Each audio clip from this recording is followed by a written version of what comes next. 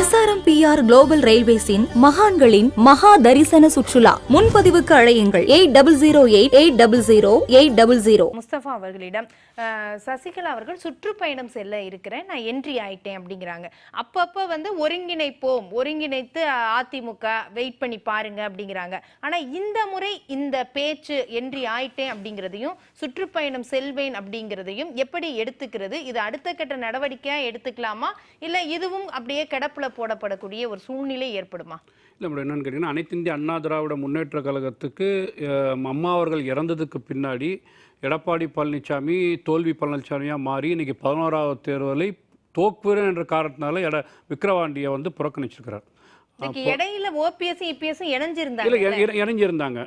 கிழக்குல தானே உங்களுக்கு ஆமா இணைஞ்சிருந்தாங்க. நீங்க சொல்ற மாதிரி பழனிசாமி அண்ணன் சொல்ற மாதிரி பாத்தீங்கன்னா, நான் பாத்தீங்கன்னா கீழே விழுந்தாலும் மீசையில மண் ஓட்டலன்ற மாதிரி, நான் தோத்தாலும் பரவாயில்ல, நான் 1% உயர்ந்திருக்கேன்னு சொல்றாங்க. நான் அண்ணன் பொன்வில்சன் அண்ணன் மாதிரி பேசுறவங்களாம் பாத்தீங்கன்னா முழு சோத்துலயே பூசணிக்காய் மறைச்சிட்டு பேசுவாங்க. ஏன்னா பாத்தீங்கன்னா பழனிசாமியோட வாக்கு வங்கி பாத்தீங்கன்னா அகில உலகத்துல உயர்ந்திருக்கிற மாதிரியும், அனைத்து இந்திய அண்ணா திராவிட முன்னேற்ற கழகம் இடைத்தேர்தல், பாராளுமன்ற தேர்தல், சட்டமன்ற தேர்தல், ஊரக உள்ளாட்சி தேர்தல், மாநகராட்சி தேர்தல், எடப்பாடி பழனிசாமி வார்டு, இதில் எல்லாம் பார்த்தீங்கன்னா கௌரவமாக ஜெயிச்சிட்ட மாதிரியும், பொன்வில்சன் அண்ணன் மாதிரி ஜெயக்குமார் அண்ணன் அவரோட மகன் பார்த்தீங்கன்னா தாமரைக்கு நிகராக டெபாசிட்டை இழந்ததை கூட மறந்துட்டு பேசுகிற மாதிரியும், இவர்கள் ஒரு பெரிய ஒரு புள்ளி விவரம், கெமிஸ்ட்ரி, என்ன கணக்கு எல்லாம் சொல்லுவாங்க.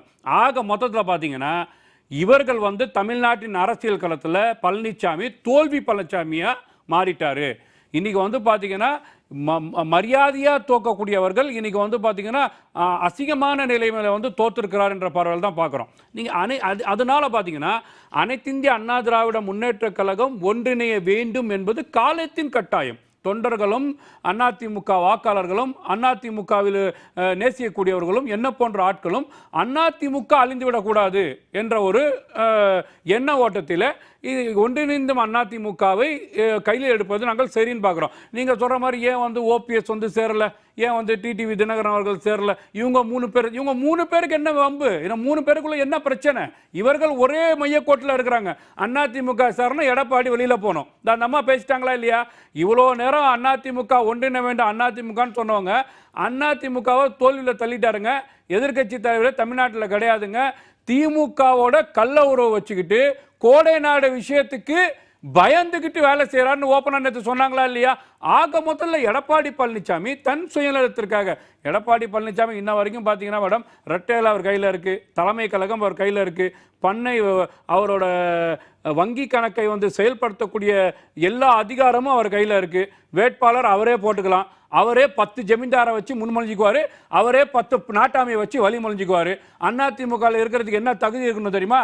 5 வருஷமா முதலமைச்சராக கூட. ஏன்னா அது மாதிரி முதலமைச்சராக இருந்தால் ஜெயலலிதாவும் எம்ஜிஆர் மட்டும் தான் எடப்பாடி பழனிசாமி போட்டியிட முடியும். ஏன்னா அவர் மட்டும் தான் இன்னைக்கு 4.5 வருஷம் முதலமைச்சராக இருந்திருக்கிறார். அந்த அடிப்படையில் அதிமுக கொண்டு போகிற காரணத்தினால அதிமுக ஒன்றிணை வேண்டும் என்ற முயற்சியை மரியாதைக்குரிய சின்னம்மா அவர்கள் எடுத்திருக்கிறாங்க வச்சுக்கோங்க. இதை எடப்பாடி பழனிசாமி எப்படி பார்க்க? நீங்கள் எடப்பாடி பழனிசாமி நீங்கள் எம்ஜிஆரோட ஜெயலலிதாவோட வாக்கு வங்கியில் ஒப்பிடுறார்கள்.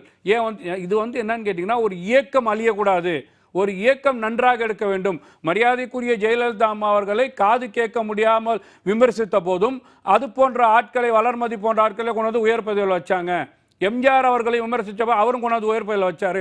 அப்படி இருக்கும்போது பார்த்தீங்கன்னா அதிமுக பிரிந்து கிடக்கும் அதிமுக. ஏன்னா போன சட்டமன்ற தேர்தலில் அமமுகனால அதிமுக 22 தேர்தலில் தோற்றுருக்குறாங்க.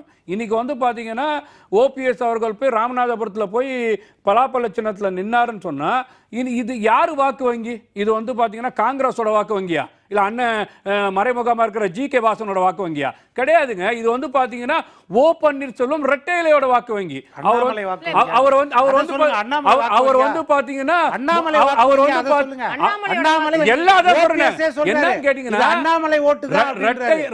ரெட்டை இலையில் களத்துல கொண்டிருக்கக்கூடிய வாக்கு வங்கி 3வது வந்திருக்காரு. ரெட்டை இலை 3வது தள்ளி இருக்கிறார். இது என்னன்னு கேட்டீங்கன்னா, ஆக மொத்தத்தில் ஒட்டுமொத்தமாக பாஜகவின் எண்ண ஓட்டத்தை இவர்கள் எல்லாம் வந்து பூர்த்தி செய்கிறார்களோ? சரி, எம்ஜிஆர் விமர்சித்தவர்கள்லாம் கொண்டு வந்து வைக்கிறாரு இபிஎஸ் அப்படிங்கிறீங்க. அப்ப இங்க வந்து அதிமுக ஒரு ஊழல் கட்சி அப்படின்னு அமித்ஷா சொன்னாரு. அதையும் பொறுமையா கேட்டுட்டு தானே பாஜக கூட்டணியில அவரும் வந்து போட்டியிடுறாரு. அதுதான் சொல்றேன் மேடம். என்னன்னு கேட்டீங்கன்னா, பாஜகவின் தத்துவம், பாஜகவின் சித்தாந்தம், பாஜகவின் தாரக மந்திரம் கலகாலம் இல்லாத தமிழகத்தை உருவாக்க வேண்டும். அது அதிமுகவை காலி பண்ணிட்டு அவங்க வரணும்ன்றது அவங்களோட நோக்கத்தை வந்து செயல்படுத்திட்டு இருக்காங்க. அம்மா அவர்கள் இறந்ததுக்கு அப்புறம் போய் கூட்டணி சேரலாம். இது என்னன்னு கேட்டீங்கன்னா, நீங்க ஓபிஎஸ் மட்டும் சொல்றது தவறுன்னு சொல்றேன், தினகரன் அவர்களை மட்டும் சொல்றது தவறுன்னு சொல்றேன். பாஜகவின் சித்தாந்தத்தை, பாஜகவின் எண்ண ஓட்டத்தை நம்ம நினைச்சவங்க முதலமைச்சர் ஆகணும்னு சொல்லி ஓபிஎஸ் கொண்டு போனாங்க. தர்மத்தை உட்கார வச்சாங்க. 11 பேருக்கு எதிர்க்கு வாக்களிச்சார். எல்லாம் உண்மைதான். ஆனா பாத்தீங்கன்னா பாஜக நினைச்ச முதலமைச்சர் வரல. மரியாதைக்குரிய சசிகலாமா நினைச்ச முதலமைச்சர் தான் எடப்பாடி பழனிசாமி வந்தாங்க. பாஜகவை மன்னக்க வைத்தது அவர்கள். நான் இன்னைக்கு வந்து பாத்தீங்கன்னா ஓபிஎஸ் ஓபிஎஸ் வந்து பாஜகவை சார்ந்திருக்கிறார், தினகரன் அவர்கள் பாஜகவை சார்ந்திருக்கிறார். எடப்பாடி மட்டும் நான் பாஜகவை எதிர்த்து இருக்கிறாரா? நான் என்ன சொல்றேன், எடப்பாடியும் பாஜகவை சார்ந்து இருக்கிறார். என்னன்னு கேட்டீங்கன்னா, காலங்க அண்ணாமலைக்கு அவங்களுக்கு என்ன பிரச்சனை? சித்தாந்த ரீதியா பிரச்சனையா, மத ரீதியான பிரச்சனையா? தமிழ்நாட்டுக்கு மத்திய அரசாங்கம் நல்ல திட்டங்களை கொடுக்கலான்னு பிரச்சனை இல்லை பிரிஞ்சு வந்தாரா? இல்ல, பாஜக அரசு சிறுபான்மைகளுக்கு எதிராக செயல்படுது, என்ஆர்சியை கொண்டு வருது, எம்பிஆர் கொண்டு வருது, சிஏஏ கொண்டு வருது, புர்காவுக்கு அடிக்கிறாங்க, தாடிக்கு அடிக்கிறாங்க, மாட்டு இறைச்சி பிரச்சனைக்கு அடிக்கிறாங்க, இங்க இஸ்லாமியர்களை வன்மதிக்கிறார்கள் அப்படின்ற சித்தாந்தத்தில் வெளி வந்தீங்களா? சிறுபான்மையின் பாதுகாவலர் எங்களுக்கு ஓட்டு போட்டுருவோம்னு சொல்லி. அப்படி கிடையாது மேடம். ஜெயலலிதாவை விமர்சனம் பண்ணிருக்காங்க, அதிமுக விமர்சனம் பண்றாங்க, அண்ணாவை விமர்சனம் பண்றாங்க. நீங்க என்னுடைய சித்தாந்தம் டச் பண்றாங்க. எங்களுக்கு அந்த கூட்டணி வேணான்னு தான் அவங்க. ஒரே ஒரு விஷயம் சொல்றேன் மேடம். இதே அதிமுக காரவங்க ஜெயலலிதாவை A1 அக்யூஸ்ட் விமர்சிச்சாரு அதிமுக அண்ணாமலை. அப்பெல்லாம் பார்த்துட்டு தோழமை தொடர்ந்துன்னு சொன்னவர்கள் தான் ஜெயக்குமாரும் எடப்பாடி பழனிசாமியும். திருப்பி அண்ணாமலை விமர்சிக்கும் போது என்ன தெரியுமா சொல்றாங்க? நட்டாவை போய் பார்த்துட்டு, அண்ணாமலை சரியில்லைங்க, மாத்துங்க, உங்க கொள்கை எனக்கு பிடிச்சிருக்கு, நீங்க சிறுபான்மையில அடிக்கிறீங்களே, கிறிஸ்தவர்கள் கன்னியாஸ்திரியில கற்பழிச்சீங்களா, இதெல்லாம் எங்களுக்கு பிடிச்சிருக்கு, எது எங்களுக்கு பிடிக்கல? அம்மாவையும் எம்ஜிஆர் விமர்சிட்டாங்க. ஆக மொத்தத்தில் யாரை மாத்துங்க, உங்களோட நாங்க கூட்டணி வச்சுக்கிறோம், தமிழிசையை கூட தலைவராக்கிக்கோங்க, நீங்க வந்து நயினார் நாகேந்திர கூட தலைவர், அண்ணாமலையை மாத்தி கொடுங்க. அப்போ எடப்பாடியின் சித்தாந்தம் என்ன? பாஜகவின் சித்தாந்தத்துக்கு, பாஜகவின் கெமிஸ்ட்ரிக்கு, பாஜகவின் நோக்கத்திற்கு எதிரானவரா? அது கிடையாது. அண்ணாமலையை மாத்துன்றாங்க. ஆனா ஓபிஎஸும் டிடிவி என்ன சொன்னா, அண்ணாமலையை கூட மாத்த மாட்டாங்க. இல்ல, ஜெயலலிதாவை திட்டினாலும் பரவாயில்ல, அண்ணாவை திட்டினாலும் பரவாயில்ல, ஆனா எங்களுக்கு நீங்க தான், நாங்க அடிமையா. எங்களுக்கு பாஜக அண்ணாமலை பிரச்சனை கிடையாதுங்க. பாஜகவின் சித்தாந்தம் பிரச்சனை கிடையாது, பாஜகவின் ஆதிக்கம் பிரச்சனை, பாஜகவின் வன்மம் பிரச்சனை. இவர்கள் மூணு பேரும் சேர்ந்து பாஜகவுக்கு நம்பி அதிமுக அட வச்சதுனால அதிமுக அழிவின் பாதையில போயிட்டு இருக்கு. இதுதான் நான் சொல்றேன்.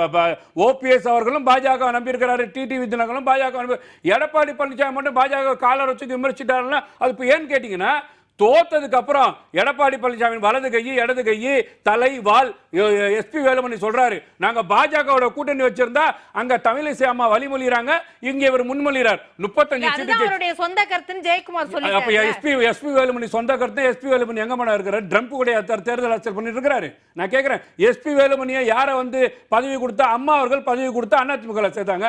எடப்பாடி பழனிசாமி யாரு பதவி கொடுத்தா? அதே அம்மா தானே கொடுத்தாங்க. அப்புறம் அவர் கருத்து சொந்த தனி கருத்துன்னு சொல்றது, இது எந்த விதத்துல ஏத்துக்க முடியும்? இதை வந்து பாத்தீங்கன்னா, நான் முதல் சொன்ன மாதிரி சோத்துல பூசணிக்காவை மறைக்கலாம். ஆனா வந்து அதிமுக வாக்காளர்கள் நீங்க வந்து தேர்தல் களத்துல வரும்போது, நான் வந்து பாத்தீங்கன்னா 34 எடுத்துட்டேங்க. 34 எடுத்தாலும் ஃபைல் தாங்க. நீங்க ஃபைல பண்ணிட்டு 39 சீட்டை வந்து திமுக காவு கொடுத்துருக்கீங்க கள்ள ஊற வச்சு. பாஜக விமர்சிக்கல. இன்னைக்கு 12 தொகுதியில மரியாதையா ஜெயிச்சா கூட பரவாயில்ல, அசிங்கமா தோத்துருக்க எடப்பாடி பழனிசாமி. தோல்வி எல்லாம் செஞ்சுட்டு நான் 1% உயர்ந்திருக்கேன்னு சொல்வதை எப்படி அதிமுக தொண்டர்களும் அதிமுக ஆதரவாளர்களும் அதிமுக வாக்காளரும் ரசிப்பாங்க? அதை தான் நான் சொல்லுவேன்.